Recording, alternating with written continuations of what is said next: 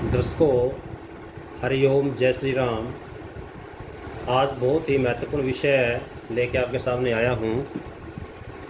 Love marriage, प्रेम विवाह के योग। आज की जो युवा पीढ़ी है उनमें लव मैरिज के प्रति कुछ ज़्यादा ही अट्रैक्शन रहती है। और जब भी कोई युवा बच्चे की, लड़का या लड़के की कुंडली आती है तो ज़्यादातर एक क्वेश्चन पूछते हैं कि देखो मेरी शादी लव मैरिज होगी, अरेंज होगी। तो आज मैं जो विषय लेके आया हूँ, कुंडली में भी कुछ ऐसे योग होते हैं जिससे पता लग जाता है कि इस बच्चे का लव मैरिज होगी या अरेंज होगी, या लव कम अरेंज होगी। देखो, सबसे पहले एक एक पॉइंट्स को नोट करना, क्योंकि इसमें कुछ प्रबल योग होते हैं, कुछ निम्न योग होते हैं। कुछ प्रबल योग होंगे, जो प्रबल जो योग होंगे उसमें तो टलने की चांसेस बहुत कम होते हैं, और जो मध्यम योग होंगे उनमें कुछ परसेंटेज टल सकते हैं, और कुछ निम्न योग होते हैं जिसमें संभावना रहती है पर 50% तक तो माँ बाप के कहने से भी शादी हो जाती है। सबसे पहले आपने देखना है ये जो भाव है, ये जो घर है, ये प्रेम प्रसंग का है। पांचवा जो घर है, हालांकि विद्या का, संतान घर होता है, इसके अलावा ये लव अफेयर्स का घर भी पांचवा घर मानते हैं। और ये जो घर होता है, विवाह घर होता है। चाहे आपकी कुंडली में नंबर यहाँ कुछ भी लिखा हो, ये यहाँ जो लगन लिखा होगा ये हमेशा पहला घर होगा, ये दूसरा, ये तीसरा, चौथा, पाँचवा, छठा, सातवां, अर्थात पाँचवा और सातवां को आपने देखना है। शादी के मामले में, लव मैरिज के मामले में ये पाँचवा है, ये सातवां है। संख्या यहाँ पर 1 से लेकर के 12 तक कोई भी हो सकती है। यहाँ पर भी नंबर 1 to 12 कुछ भी हो सकता है। तो सबसे पहले आपने देखना है कि यदि पंचमेश सप्तम भाव में हो। पहला क्या बताया मैंने? पंचमेश सप्तम में आके बैठ जाए, सप्तम भाव में। अब इसमें कहने का मतलब क्या है, देख लो। कुछ हो सकता है आपको ये समझ में ना आए कि पंचमेश किसे कहते हैं, सप्तम किसे कहते हैं। सप्तम तो सप्तम भाव ये हो गया। पंचमेश का मतलब यहाँ पर है, यहाँ राशि कौन सी है। उदाहरण के लिए सबसे पहले आपको थोड़ा ये देखना पड़ेगा कि भाई जो 5वीं राशि है सूर्य की होती है, चौथी राशि चंद्रमा की होती है, पहली और 8वीं राशि मंगल की होती है, सेकंड और 7th राशि शुक्र की होती है, 3rd और 6th राशि बुध की होती है, 9th और 12th राशि बृहस्पति गुरु की होती है, और 10th एंड 11th राशि सैटर्न शनि की होती है। एक तो आपको इनको राशियों का ध्यान देना होगा। मैंने यहाँ पर केवल नंबर इसलिए बता रहा हूँ क्योंकि नंबर हो सकते हैं इनके नाम आपको याद ना रहे, क्योंकि यहाँ पर केवल नंबर से काम चल जाएगा आपको। उदाहरण के लिए यदि यहाँ पर 1 नंबर लिखा हो, इस 5वें भाव में 1 नंबर लिखा हो, अब आपने ये देखना है कि 1 नंबर का स्वामी कौन है। 1 नंबर का स्वामी है मंगल। तो इसका मतलब है मंगल, यदि 1 नंबर का स्वामी मंगल यहाँ बैठ जाए, मार्स यहाँ बैठ जाए, अर्थात कुंडली में 1 नंबर लिखा यहाँ पर है और मंगल है यहाँ पर, तो उस दशा में बच्चे के प्रेम विवाह होने के आसार होते हैं, पर वो प्रबल योग नहीं होंगे, निम्न योग होंगे। लगभग 50% रहते हैं चांसेस। कई बार ये बच्चे माँ बाप के कहने से भी मान लेते हैं, उनका लव फेयर तो होगा पर शादी में कई बार माँ बाप के कहने से मान लेते हैं। हाँ, उनका खुद का झुकाव लव मैरिज की तरफ ज़रूर होगा। यहाँ पर जो एक केवल पंचमेश सप्तम में बैठा है, तो इसका मतलब यहाँ पर यह है कि भाई एक उसका रुझान तो है प्रेम विवाह की तरफ, पर कई बार वो प्रेम विवाह घर वाले मान लेते हैं, कई बार नहीं मानते। अर्थात ये 50% चांस होते हैं कि उनका विवाह हो जाए। दूसरा होता है जब सप्तमेश पंचम में आ जाए, 5वें भाव में।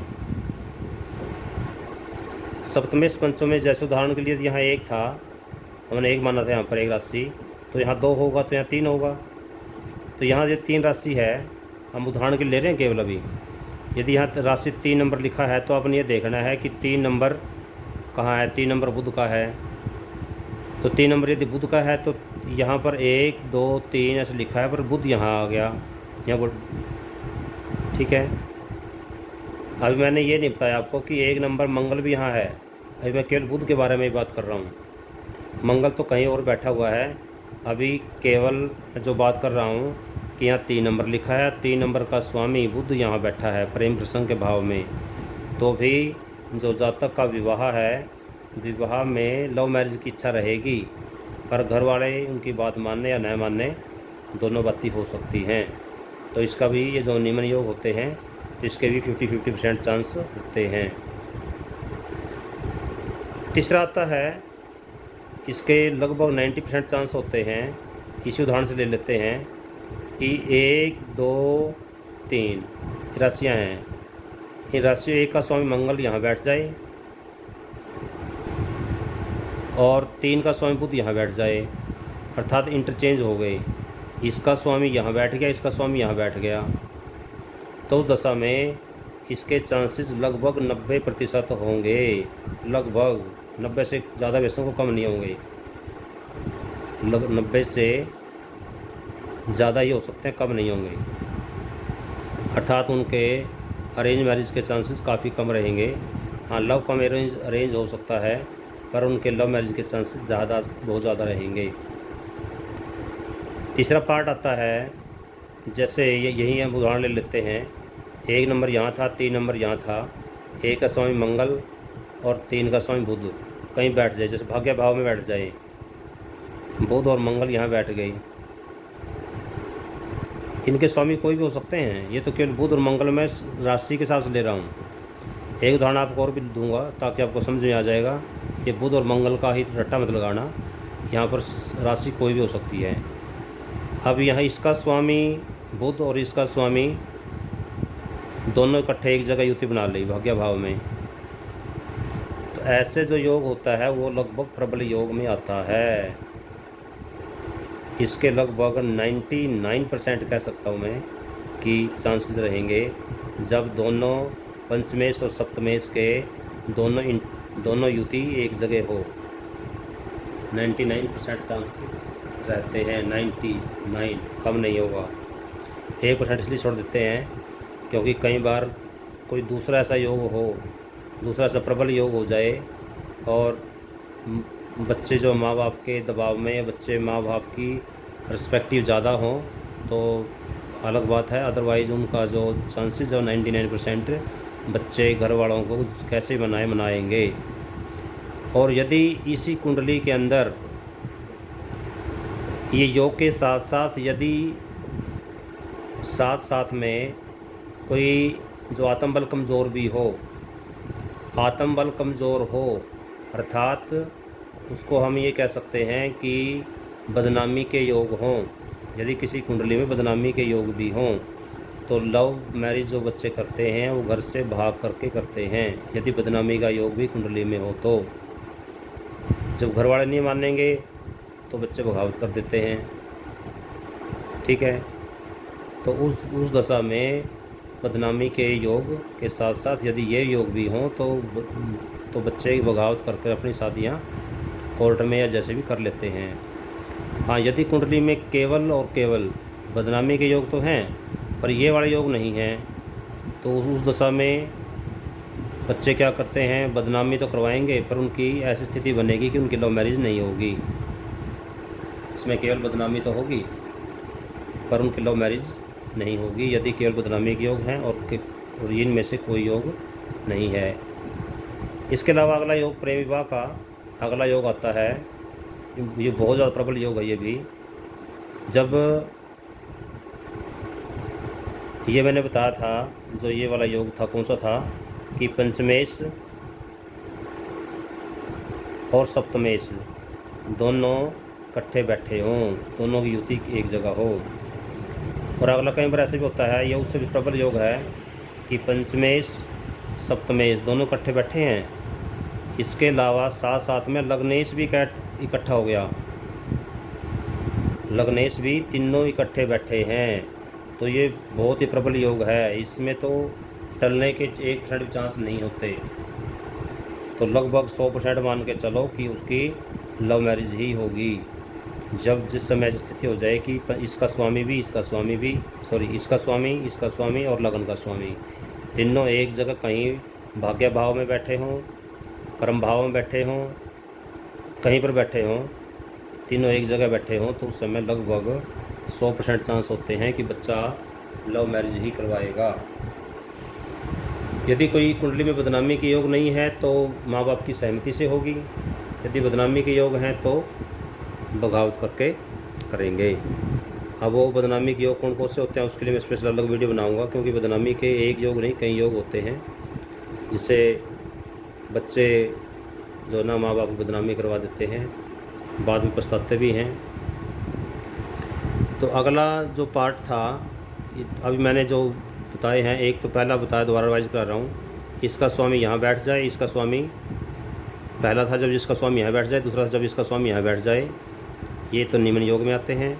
जब दोनों के स्वामी इंटरचेंज हो जाएं तो ये लगभग 90% चांस होते हैं।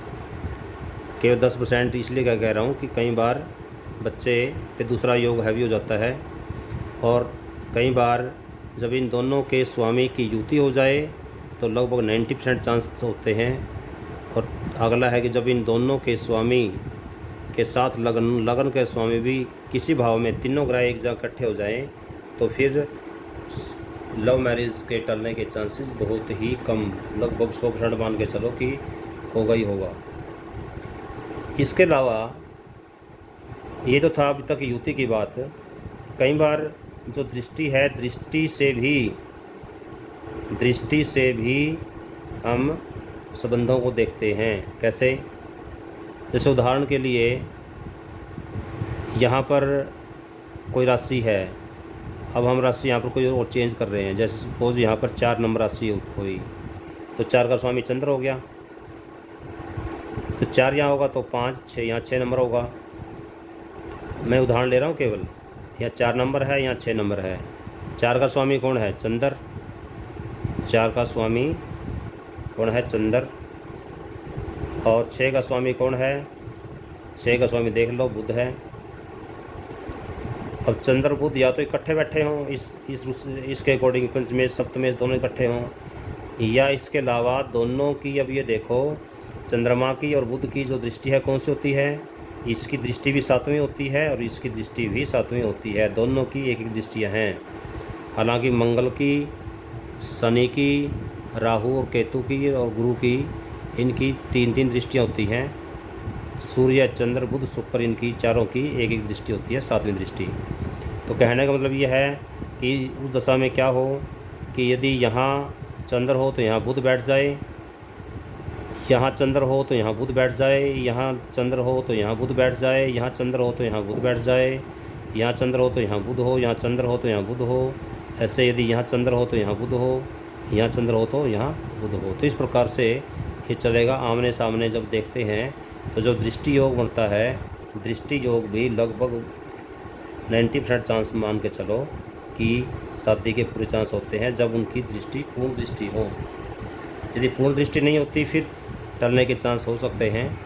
पूर्ण दृष्टि का मतलब 180 डिग्री वो क्या होता है उसमें आपको बता देता हूँ, क्योंकि कई बार ये आपने ये नहीं देखना कि चंद्र यहाँ है और बुध यहाँ है तो एक दूसरे की तरफ 100 पूर्ण दृष्टि है। पूर्ण दृष्टि के लिए इनकी डिग्री देखना भी ज़रूरी होती है। डिग्री में यदि दोनों डिग्री के आसपास हों तो पूर्ण दृष्टि होगी। 10 डिग्री का अंतर कम या ज़्यादा हो तो पूर्ण दृष्टि मानी जाती है, और इसी ज़्यादा अंतर हुआ तो पूर्ण दृष्टि नहीं, फिर मानसिक दृष्टि हो जाएगी। तो दृष्टि योग से भी लव मैरिज के योग बनते हैं। इसकी स्वामी और इसके स्वामी दोनों की दृष्टि आपस में क्या हो, इसका यहाँ आमने सामने बैठे हों तथा एक दूसरे साथ में बैठे हों तो उस समय क्या होता है, यहाँ तो उस समय भी लव मैरिज के चांसेस काफ़ी ज़्यादा होते हैं। तो मैंने आपको दृष्टि योग भी बता दिया, दृष्टि से संबंध हो। बस अपने ये ध्यान ये रखना है कि इनके स्वामी की बात कर रहा हूँ मैं, इनके अंदर बैठे हुए ग्रह नहीं, क्योंकि इनके ग्रह तो कहीं और बैठेंगे। यदि इनके ग्रह स्वामी वहीं बैठे हैं तो फिर प्रेम विवाह के चांसेस बहुत कम है। प्रेम विवाह के चांसेस हमने के लिए देखना है। मान के चलो यहाँ पर 3 नंबर राशि है, 3, 4 5, तो यहाँ 3 होगा, तो यहाँ 5 होगा। 3 का स्वामी कौन है? बुध है। 5 का स्वामी कौन है? सूर्य है। तो सूर्य और बुध आमने सामने हों या सूर्य बुध इकट्ठे हों। वैसे सूर्य बुध इकट्ठे होने के चांस काफ़ी कम होते हैं आमने सामने होने के बजाय। ऐसे ही मान लो सपोज को यहाँ 9 नंबर है, तो 9 10 11, यहाँ 9 होगा या 11 होगा। 9 का स्वामी कौन है? गुरु है। 11 का स्वामी कौन है? शनि है। शनि और गुरु इकट्ठे बैठे हों या शनि और गुरु आमने सामने बैठे हों, तो उस दशा में भी लव मैरिज के चांसेस काफ़ी होते हैं।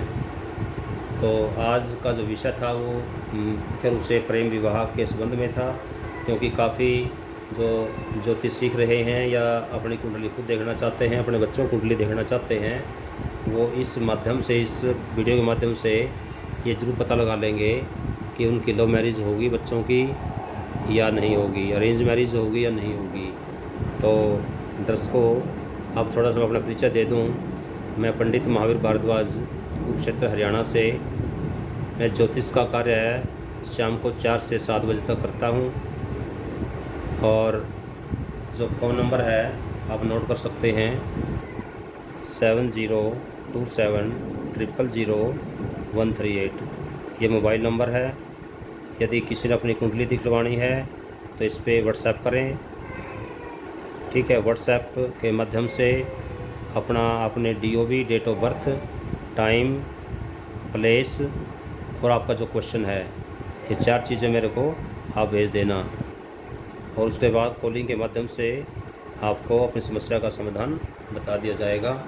इसके लिए मैंने कोई स्पेशल फ़ीस नहीं रखी हुई है, ये सब स्वैच्छिक है। तो अब मैं आज्ञा चाहता हूँ, और उससे पहले धन्यवाद।